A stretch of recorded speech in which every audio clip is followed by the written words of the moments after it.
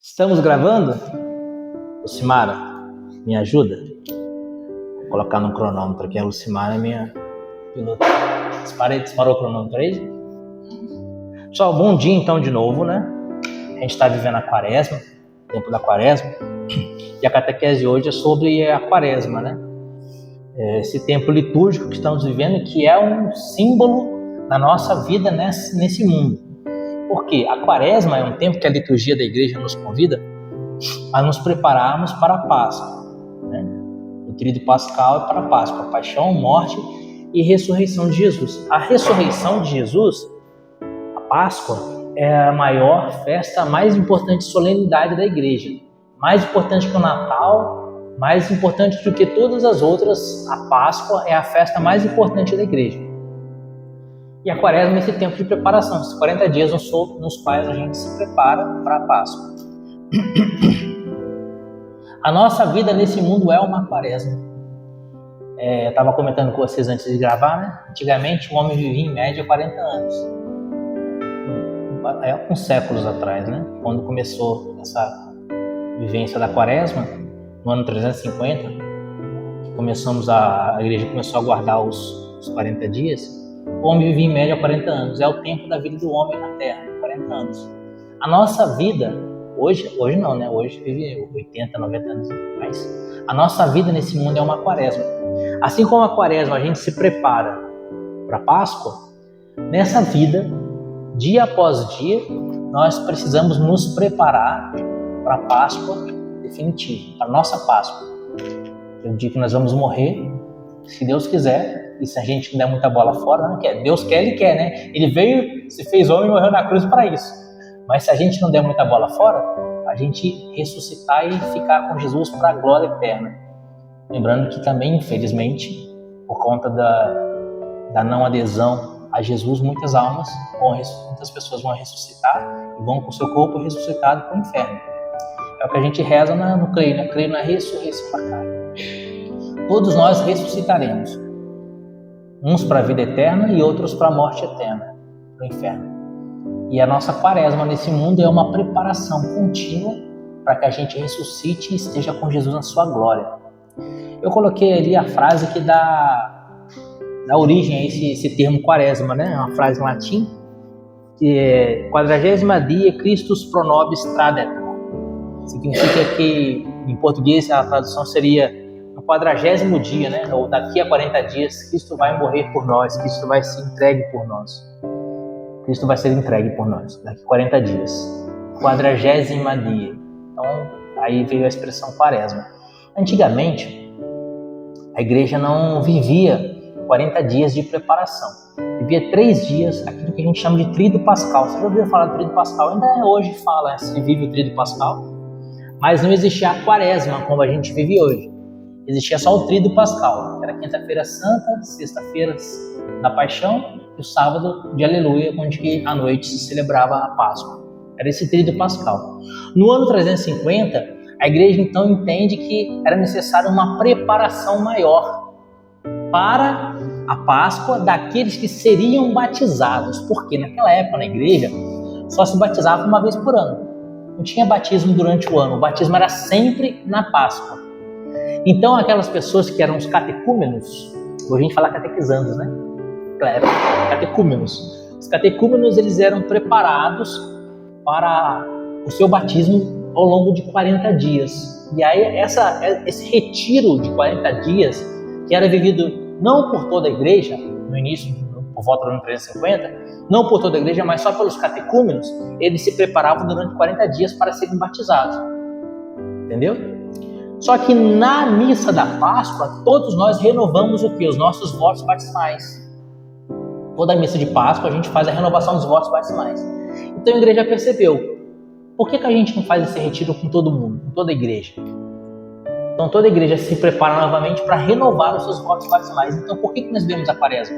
Estamos nos preparando para celebrar a ressurreição de Jesus, mas sobretudo para renovar também os nossos votos batismais. Quais são os votos batismais? Vocês lembram? É bem simples os votos batismais. É a renúncia do mal e a adesão a Deus. Renuncie a Satanás, renuncie. Renuncie, creia em Deus Pai, todo eu creio. Então, esses são os votos batismais. Renunciar ao demônio, o pecado e a adesão a Jesus. Tem uma consagração que é muito vivida na igreja. Eu sou consagrado por esse método, que é meu sinal de consagração. É o método de São Luís Maria Grignon de Montfort, de consagração total a Jesus por Maria. Esse método, São Luís, te leva a fazer uma renovação dos votos batismais pelas mãos de Nossa Senhora. E o ato de consagração, a gente fala, Fábio, você fala o seu nome, Fábio chega a voz, renuncio a Satanás, autor e princípio do demônio, do pecado, renuncio a todos os demônios, todos os espíritos malignos, e me dou inteiramente a Jesus por Maria. Isso é a renovação dos votos batismais. Renunciar o mal e aderir a Deus. Dar as costas para o demônio, para Satanás, para aquilo que ele faz, suas pompas e suas obras, vai dizer São Luís de Montfort. O que é pompas? O Padre Celso fala muito na missa assim, o demônio funda no cangote, né? Ele fala isso aí, né? Isso são as pompas do demônio, a sedução do demônio, né? O padre fala, o demônio funga no cangote, São Luís de Montfort fala que o demônio tem pompas, ou seja, ele tenta te seduzir. Então você renunciar a essa sedução do demônio e aderir a Deus. Esses são os votos batismais. Então a gente está se preparando ao longo desses 40 dias para na Páscoa a gente renunciar ao demônio e abraçar a fé novamente, né? Renovar os nossos votos batismais. Cada vez que a gente peca, e cada pecado, seja qual for, pecado venial ou mortal com muito maior gravidade, é claro, porque é pecado mortal e mata a vida da graça, mas todo pecado é sempre uma traição aos votos batismais. Cada vez que a gente peca, a gente está traindo os nossos votos batismais. Por isso é interessante, a gente sempre está renovando os votos batismais, dizendo: Jesus, eu sou consagrado a Ti, que alegria ser consagrado a Ti, então eu renovo os meus votos batismais. Por isso que a Quaresma é um tempo de penitência, de conversão. Por que conversão? Porque cada pecado é uma traição do quê? Dos votos batismais. Por isso a conversão e o chamado à conversão é tão recorrente na Quaresma. Então, começou-se o povo de Deus, a partir do ano 350, a guardar esses 40 dias.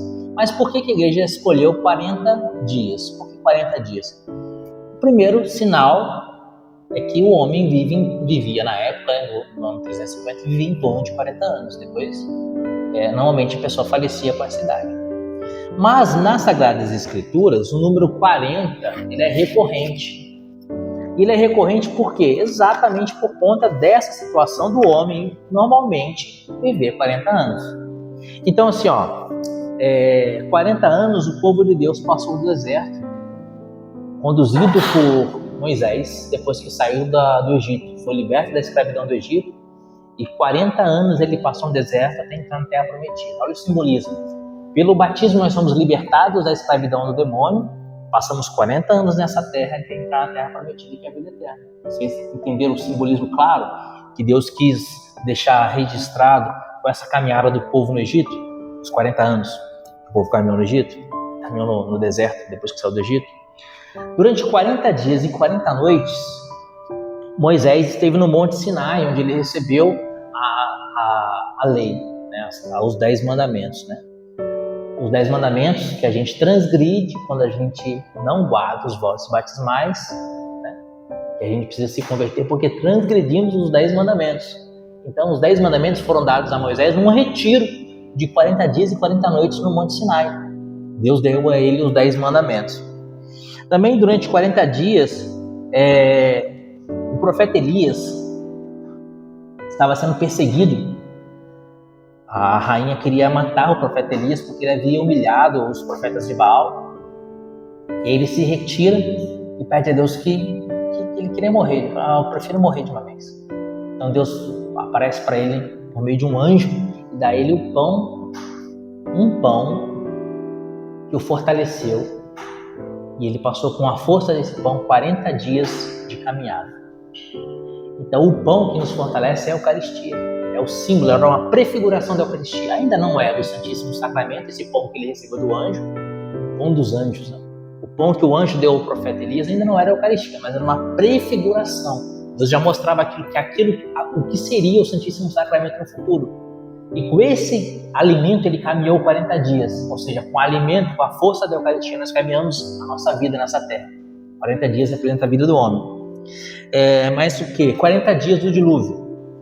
Choveu durante 40 dias. Durante 40 dias teve o dilúvio e aqueles que sobreviveram permaneceram aonde? Na Arca de Noé. A Arca de Noé, ela é símbolo de duas realidades. A primeira realidade que a Arca de Noé representa é a Igreja Católica. A Igreja Católica é a Arca de Noé. Se você não quiser ser afogado no dilúvio de pecado que há no mundo, você precisa permanecer na Arca, que é a Igreja, no meio dos sacramentos. Então, para você não ser afogado e não morrer com a morte espiritual no dilúvio desse mundo, você precisa permanecer dentro da Arca, que é a Igreja. E o jeito concreto de saber que você está dentro da Arca é se você tem frequência sacramental, né? Se você está em estado de graça. Outro símbolo claro da Arca, da Arca de Noé, é a Santíssima Virgem, o Imaculado Coração de Maria. O Imaculado Coração de Maria é também símbolo da Arca de Noé, porque dentro da Arca de Noé tinha a vida, fora da Arca de Noé não tinha vida. Dentro do Imaculado Coração de Maria, a gente fala Imaculado Coração, mas de forma literal, o útero de Nossa Senhora, né? O útero dela, se gerou Deus. Deus habita. Nossa Senhora é o templo por excelência de Deus. Aquilo que seria o templo de Salomão, que foi repleto de glória, é por excelência Nossa Senhora. Ela é o grande templo que abrigou Deus e a Nossa Senhora é o único templo digno de Deus. Então, se vocês têm profunda devoção a Nossa Senhora, se você vive no Imaculado Coração de Maria, se você ama com ternura a Nossa Senhora e sempre se recorre a Nossa Senhora nos momentos de perigo, você está na Arca. Então, os 40 dias de dilúvio. O profeta Jonas também pregou em Nínive durante 40 dias. Foram 40 dias de missão do profeta Jonas em Nínive, chamando o povo à conversão. E o povo se converteu em Nínive e Nínive foi poupada do castigo, né? Então também o retiro quaresmal é um retiro de conversão. Como o profeta Jonas pregou durante 40 dias para aquele povo, mais uma vez a igreja prega durante 40 dias, nos chamando à conversão, para que a gente não seja punido com a morte eterna, né? Sobretudo, né? O principal, 40 dias do retiro de Jesus no deserto, né? Depois que ele foi batizado por João Batista, ele esteve no deserto durante 40 dias e ele jejuou 40 dias. E após 40 dias ele teve fome. O demônio aparece para tentar Jesus na fome dele, né? O princípio da tentação do demônio começa pela fome, né? Se você realmente é filho de Deus, transforma essas pedras em pães. E Jesus vence o demônio pelo poder da palavra. Então, os 40 dias em que a gente precisa meditar a palavra, né? Meditar as Sagradas Escrituras, para que com essa força do jejum, da meditação da palavra, que é a oração, e da caridade também, a gente possa vencer o inimigo maligno, né? Então, esse é o sinal da quaresma, o símbolo da quaresma. Por que quaresma é guardada por 40 dias? São esses recorrentes números 40 que aparecem nas Sagradas Escrituras, que é símbolo da vida do homem sobre a terra. E aí, normalmente as pessoas têm algumas dúvidas. Eu escrevi aqui algumas dúvidas que eu já ouvi sobre a quaresma. Eu queria comentar com vocês essas dúvidas aqui. Não sei se são dúvidas de vocês ou não, ou dúvida de alguém que vai assistir esse vídeo ou não. Mas eu vou comentar essas dúvidas, que são as dúvidas mais recorrentes com relação à quaresma. E se vocês tiverem outras dúvidas, vocês falem também aí. Se não for nenhuma dessas aqui, tiver alguma outra dúvida, ou vocês têm alguma dúvida que de repente você já nem precisa saber isso daqui, já tem alguma dúvida em relação à quaresma ou não? O que é? Fala. Não exatamente. Sobre a confissão. Manda. Nunca se confessou? Vamos confessar.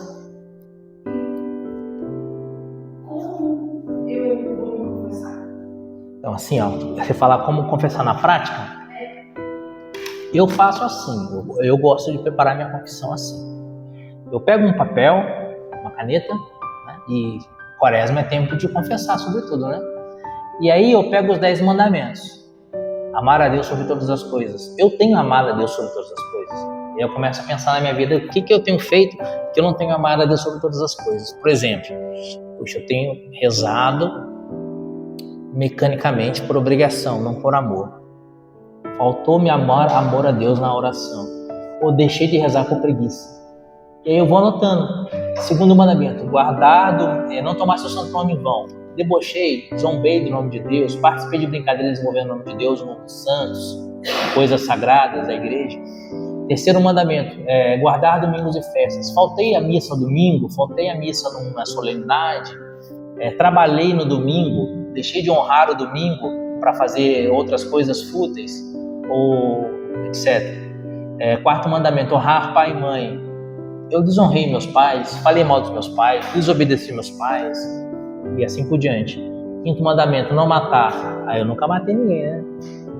Mas eu ofendi alguém, porque matar não é só puxar o gatilho, né? Às vezes você matou a honra da pessoa, matou a dignidade da pessoa, ou matou a pessoa dentro do seu coração, não liberando perdão. Então você começa a rever o seu relacionamento com as pessoas. Não pecar contra a castidade, sexto mandamento, não furtar. Nunca furtei. Mas eu peguei um livro e não devolvi. Eu retive na minha casa alguma coisa que não é minha. Ou eu deixei de pagar o salário para alguém que fez um serviço para mim. Alguém foi lá passar minha roupa ou cortar minha grama e eu não paguei como eu deveria, etc. Então, e assim por diante. Faço a análise dos 10 mandamentos, isso que eu vou escrevendo. Depois eu faço a análise dos 5 mandamentos da igreja. Jejuar quando manda a igreja, que é quarta-feira de cinza, sexta-feira santa. Guardar domingos e festas, que também é um dos mandamentos. Dizimar conforme o costume. Quais são os outros dois que eu esqueci agora? Dizimar segundo o costume. Esqueci agora, fugiu da minha cabeça. Enfim, depois eu vou mandar lá no grupo para vocês. Se eu lembrar, eu falo. Jejuar conforme o costume. Guardar domingos e festas. Confessar uma vez por ano e comungar pelo menos na Páscoa. Lembrei. Então eu preciso mais desses dois. Confessar uma vez por ano ou comungar ao menos na Páscoa. Eu tenho guardado os mandamentos da igreja? Se não tenho, eu anoto. Depois que eu faço essa anotação de todos os 10 mandamentos, 5 mandamentos da igreja, eu faço mais um silêncio e penso mais qual pecado mais que eu cometi. E aí eu vou pensando. Se eu lembrar, eu vou escrever. Falei mentira? Mentira não está entre os 10 mandamentos, não está no 5 mandamentos da igreja. Mas é pecado, não é? Falei mentira? Menti.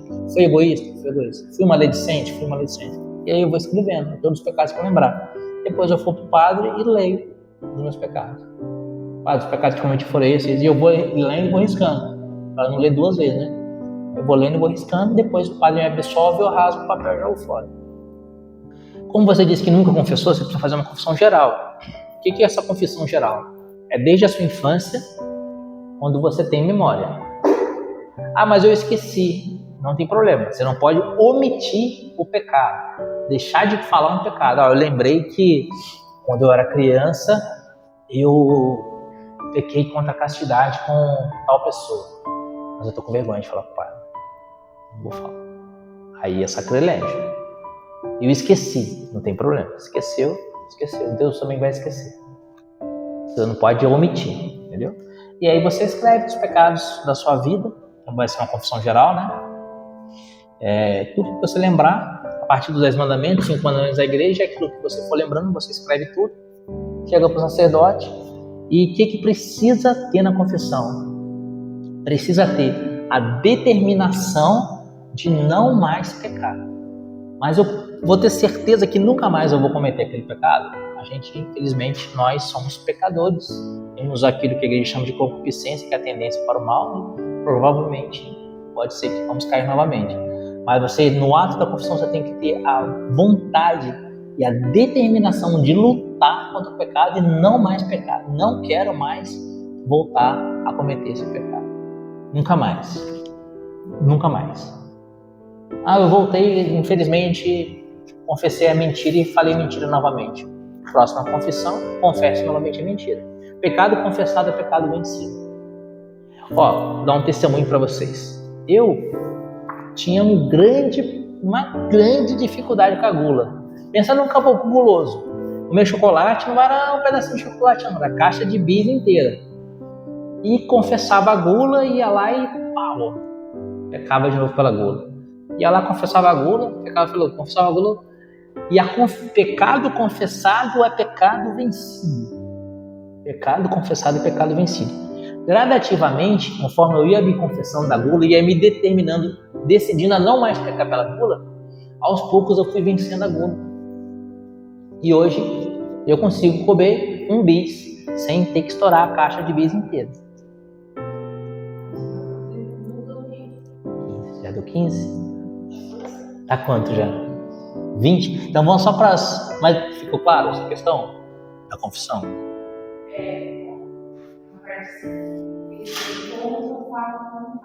Como que fala? Padre, o senhor não entende confissão? Entendo. Padre, pequei pela gula, pequei pela vaidade, pequei pela soberba, pequei pela avareza, pequei pela luxúria. Pronto. Não precisa nem contar a história do pecado. Não. Só o pecado. Padre, pequei contra a castidade, mas como você vai fazer uma confissão geral, você tem que falar o tempo mais ou menos, se você lembrar. Padre, pequei contra a castidade dos 15 aos 20 anos aproximadamente. Entendeu? E assim por diante. Mas não precisa contar a história. É só o pecado em si. E como é uma confissão geral, porque assim, quando é a confissão normal, o padre fala, quanto tempo você nos confessa? Fala 30 dias, então ele já sabe o tempo. Padre, pequei pela gula, 30 dias. Padre, pequei pela soberba, os últimos 30 dias. Entendeu? Mas como você fazer uma confissão geral, aí é legal você falar assim, ó, padre, pequei tal coisa na minha infância, ou na minha adolescência, entendeu? Ou tenho feito nos últimos anos, uma pontuar o tempo mais ou menos, e o pecado, não precisa contar a história do pecado, o que aconteceu, nem contar o que envolve a vida de outra pessoa. Só o fato simples, né? Vi pornografia na adolescência. Pronto. Você vai falar que foi filme, que foi revista, que tipo de coisa, isso aí não é importante. Se você falar o fato, a matéria do pecado. Confessar.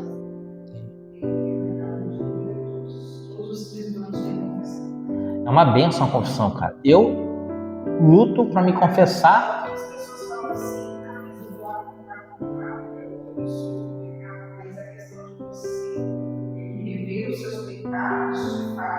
Isso.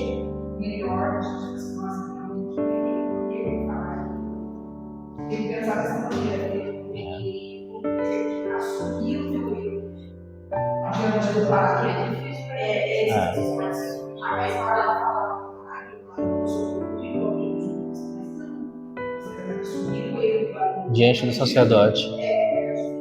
E na verdade, a gente não confessa para o padre. Porque quando o padre celebra o sacramento, ele celebra em persona Christi. Então, quando você fala para o Padre Celso, Padre, pequei pela gula, você não está falando para o Padre Celso, está falando para Jesus. Entendeu? E é por isso que o padre fala, eu te absolvo dos teus pecados, em primeira pessoa. Por quê? Não é o padre que está falando, é Jesus que está falando. Entendeu? É Jesus que está te absolvendo. Então, quando o padre celebra a missa, ele celebra em persona Christi, quando ele atende em persona Christi, ou seja, é a pessoa de Cristo que está celebrando ali. E o sacramento da confissão é o único tribunal no qual você se confessa pecador e sai absolvido. Enquanto estamos nessa vida, que é o tempo da misericórdia. Porque quando encerrar essa vida e a morte nos visitar, vai começar o tempo da justiça. E aí vamos receber a devida paga pelos nossos pecados. Só que pecado confessado é pecado esquecido. Deus não se lembra mais. Os pecados que você confessar não estarão presentes no seu juízo. E você já confessou, eles já foram lavados no sangue de Cristo. Padre Pio, São Pio de Pietrelcina dizia assim, na confissão eu administro o sangue de Cristo. Então, quando você se confessa, você é lavado no sangue de Cristo e aquele pecado não existe mais.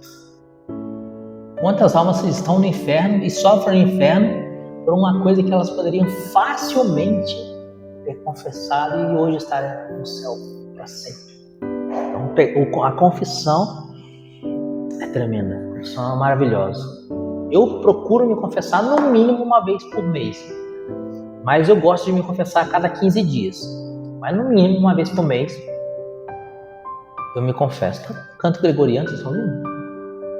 Na igreja? Preparando a missa das 10, né? Então eu coloquei aqui, na quaresma a gente faz uma penitência, né? Uma penitência quaresmal. As pessoas perguntam assim, eu posso comer carne na quaresma? Pode ou não pode? Pode. Você não pode comer carne na quarta-feira de cinzas, na sexta-feira santa. Esses são os 2 únicos dias que a igreja manda não comer carne e jejuar. Lembra que eu falei dos mandamentos da igreja? Jejuar quando manda a igreja manda nesses dias. Na quarta-feira de cinzas e na sexta-feira santa. Durante a quaresma você pode até comer carne. Durante muito tempo, a igreja ela convidava as pessoas a fazer uma penitência de carne na quaresma. Então a pessoa não comia carne durante os 40 dias de quaresma, era comum. Hoje em dia você precisa fazer uma penitência, é importante que você faça uma penitência. Pode ser de café, pode ser de doce, pode ser de carne, pode ser de chocolate, pode ser... Por exemplo, eu estou fazendo uma penitência nessa quaresma, estou tentando fazer, que é comer menos do que eu como. Então assim, eu pego uma balança, sabe essa balança? E peso. Eu comia 150 gramas de arroz, agora eu estou comendo 120 gramas de arroz no almoço e 100 gramas de arroz na janta. Feijão, eu comia 120 gramas de feijão, agora estou comendo 100 gramas de feijão. Eu pesando na balança e comendo menos. No começo foi difícil, mas depois você vai se habituando. Então você faz uma penitência. Eu gosto muito de, tomar Coca-Cola. A gente toma Coca-Cola todo dia, né? Faz a penitência de Coca-Cola. É legal fazer penitência de carne? É legal, porque carne é difícil, né? Carne é embaçado. Só que, por exemplo, você precisa de proteína, né? E dependendo do que você faz, se você, por exemplo, faz atividade física, você é atleta, você faz musculação, você precisa de mais proteína ainda. Então você não vai fazer penitência de carne se você precisa de proteína. Então eu gosto de fazer penitência daquilo que não vai te fazer mal e que você não precisa. Por exemplo, refrigerante, açúcar. Você não precisa de açúcar e açúcar te faz mal, entendeu? Então tira o açúcar. Não precisa de Coca-Cola e Coca-Cola te faz mal, então tira a Coca-Cola e assim por diante. Mas na quarta-feira santa e na quarta-feira de cinzas e na sexta-feira santa não se come carne. É proibido comer carne na igreja nesses 2 dias. Pode comer peixe ou ovo. Eu não gosto de peixe. Você gosta de peixe? Gosta? Você gosta de peixe? Gosta? Aí eu como ovo, porque eu não como peixe. Não gosta de ovo? Não? Nossa, eu como ovo pra caramba. Eu como 2 ovos de manhã, eu sou galinha. Galinha não come ovo, né? Raposa, né? Raposa. Eu sou uma raposa. Galinha bota ovo, né? Seria canibalismo se ela comesse ovo. A outra pergunta que o pessoal fala aqui, o que significa a palavra quaresma, e a gente já comentou da frase latina, né? É obrigado a fazer jejum toda sexta-feira? É obrigado, gente, a fazer jejum toda sexta-feira? A sexta-feira é um dia em que a gente deve fazer jejum e deve fazer uma penitência. Mas é obrigado. A obrigação é na sexta-feira santa e na quarta-feira de cinzas. Jejuar quando manda a igreja. A igreja manda. Quarta-feira de cinza, sexta-feira santa. Jejum e abstinência de carne. Esses 2 dias é obrigatório. As outras sexta-feiras do mês é muito recomendado, mas não é obrigatório. Então, assim, recomenda-se muito que você faça um jejum. E sexta-feira católica não come carne, né? Por causa da paixão de Jesus. Então, você não coma carne e o jejum é recomendado que você faça. Mas se você não fizer jejum na sexta-feira, não é pecado. Entendeu? Só é pecado não fazer jejum na sexta-feira santa e na quarta-feira de cinzas. O que é abstinência e como fazer? Uma pergunta também que o pessoal faz muito. Abstinência vem de abster, né? É você retirar alguma coisa que você gosta durante um tempo. Pode ser na quaresma ou pode ser ao longo do ano inteiro. Eu vou, falei do açúcar, né? Gosto muito de comer doce. Não vou comer doce na quaresma. Para quem é fã de doce, é difícil, né? Isso é uma abstinência. E é legal você fazer abstinência de coisas, como eu falei, né, que fazem mal para a sua saúde e que você gosta pra caramba, mas que faz mal para a sua saúde. Refrigerante doce, por exemplo, é o mais comum, né? Quem que não gosta de... Se bem que tem gente que não gosta de doce, né? Você gosta de doce? Você não gosta de doce, né, Larissa? Como jejuar? Então, assim, às vezes as pessoas têm dúvida de como fazer o jejum. Jejuar é ficar o dia inteiro sem comer nada? É um tipo de jejum. Tem vários tipos de jejum. Tem o jejum completo, que é não comer nada durante 24 horas, que é o jejum que Jesus fez os 40 dias, 40 noites no deserto. Não comer nada. Tem o jejum a pão e água, que é o jejum que Nossa Senhora em Medjugorje disse que é o jejum que mais ela gosta, que ela pede, que é quando você tem fome, você come pão. Quando você tem sede, você bebe água. Não vai comer nada que não seja pão, não vai beber nada que não seja água naquelas 24 horas. Só que você não deve comer o pão e a água junto, porque fermenta no seu estômago e você vai ficar passando mal. O pão incha, né? Então, se você tiver sede, bebe água, tiver fome, come pão, não come junto. Bebe água e come pão junto, que vai fermentar no seu estômago. É um tipo de jejum. Outro tipo de jejum é um jejum que a gente chama de jejum da igreja. O que é o jejum da igreja? O jejum da igreja é um jejum no qual você se abstém de uma refeição completa. Por exemplo, eu não vou almoçar, não almoço. Toma o café da manhã normal, não almoça. À tarde, você come um lanchinho sucinto e à noite você janta menos do que você está habituado a jantar. Isso é o jejum da igreja, entendeu? Você tira uma refeição. Ou então, eu não vou tomar café da manhã, tirou o café da manhã, almoça completo, uma refeição você faz completo no jejum da igreja, entendeu? Então, assim, por exemplo, ou você faz completo café da manhã, não almoça, toma um lanchinho simples à tarde e janta menos do que você está habituado, ou você tira o almoço, etc. Você tira uma refeição completa, faz uma refeição completa, nas outras refeições você come menos, entendeu? Esse é o jejum da igreja. Então eu tenho esses tipos de jejum aí. Aí tem outras possibilidades. Tem gente que, por exemplo, fala assim, eu não vou comer nada até as 15 horas. Aí faz um jejum completo, até as 15 horas. Às 15 horas ele come e depois ele come normalmente ao longo do dia. Pode ser também, né? É interessante a gente pensar também que no dia de jejum, que você for fazer o jejum, claro que quarta-feira de cinza e sexta-feira santa não se come carne, que é proibido. Mas vamos supor, eu vou jejuar toda sexta-feira da quaresma. Nossa Senhora em Medjugorje pede que nós jejuemos às quartas e sextas. Vou jejuar toda sexta-feira. Não coma carne no dia do seu jejum, né? Porque é o tradicional a gente não comer carne dia de penitência. Então, não coma carne.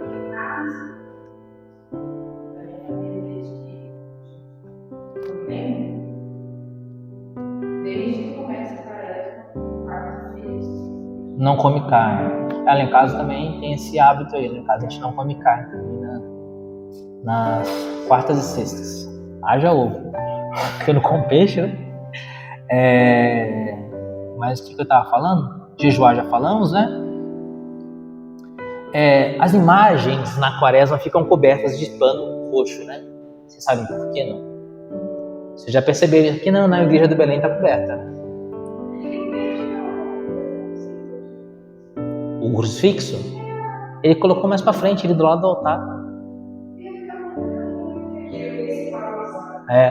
O padre tirou o crucifixo de trás do altar e colocou um pouco mais à frente, ali do lado direito do presbitério. Ele colocou mais para frente. E colocou Nossa Senhora das Dores no começo da igreja, né? Então, por que a gente cobre as imagens no tempo da quaresma? Na verdade, aqui na nossa diocese, em muitas dioceses, tem o hábito de cobrir as imagens na quaresma inteira, né? Começou a quaresma, já cobre as imagens. Mas essa tradição começou no quinto domingo da quaresma, entendeu? O quinto domingo da quaresma, na liturgia antiga, não se chamava quinto domingo da quaresma, se chamava primeiro domingo da paixão. Você sabe que a quaresma ela começa na quarta-feira de cinzas e ela vai até o domingo de Ramos. O domingo de Ramos começa a Semana Santa, né? A gente continua com a quaresmal porque é a principal semana de penitência, né? Mas a quaresma começa na quarta-feira de cinzas e termina no domingo de Ramos, onde é celebrada a paixão do Senhor. Lembra disso? Começa com a liturgia, com a procissão de Ramos, onde no começo, antes da missa, proclama o evangelho que Jesus entra em Jerusalém e é saudado ao Filho de Davi, bendito que vem em nome do Senhor. E depois, durante a missa, no Evangelho da Missa, é o Evangelho da Paixão. Vocês se lembram disso, não? Então é o Evangelho da Crucifixão de Jesus. É o Domingo da Paixão, o Domingo de Ramos. Na liturgia antiga, eram 2 os domingos da Paixão. Tinha o primeiro domingo da Paixão, que hoje é o 5º domingo da Quaresma, e o segundo domingo da Paixão, que é o Domingo de Ramos. Nesse 5º domingo da Quaresma, que era o primeiro domingo da Paixão, se cobria as imagens. Por que se cobria as imagens? Porque era hora de você começar a focar, olhar na Paixão de Jesus. A imagem, por exemplo, você está vendo aqui a imagem de São José, ela representa São José na sua glória, no céu. Você vê uma imagem de Nossa Senhora das Graças, é Nossa Senhora na glória. Você vê uma imagem de São Miguel Arcanjo, é São Miguel Arcanjo no céu. Então as imagens representam o céu, a glória. E a imagem, ela deleita o olhar, né? A gente reza também pelo olhar. Então quando você vê uma imagem, você contempla a imagem de São Paulo ali, você fica vendo a beleza da imagem e você começa a meditar através da beleza da imagem. No 5º domingo da Paixão, precisamos ter olhos fixos na Paixão do Senhor. E agora é o 5º domingo da Quaresma, né? Antigo primeiro domingo da Paixão. Olhares fixos na Paixão do Senhor. Então a gente vela as imagens para que a gente tenha olhares somente para a Paixão de Cristo. Começa aí. O roxo é quando você se machuca, você toma uma pancada, fica roxo. É o símbolo da dor, do sofrimento. Entendeu? Por isso o roxo, que quer dizer aquele machucado que não é recente. Quando você toma uma pancada, não fica roxo na hora, né?